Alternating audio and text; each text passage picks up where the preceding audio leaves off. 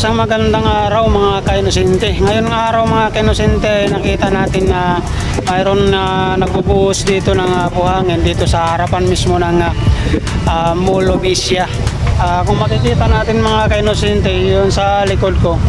At may nagbubuhos doon na buhangin. Tinambakan po yung dagat. Ginagawang reclamation project dito sa Manila Bay. Kaya mga kainosente, panoorin natin yung pagbuhos ng buhangin at ipapakita ko po sa inyo.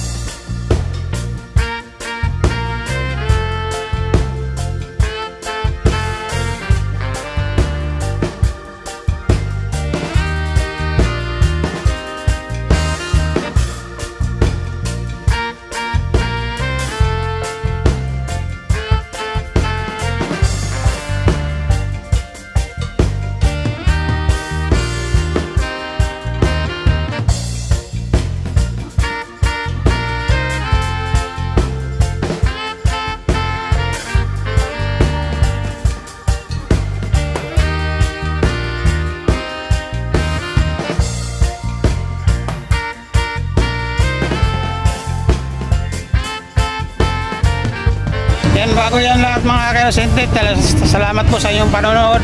And don't forget to subscribe my YouTube channel, Inosente Vlog. God bless you po sa ating lahat.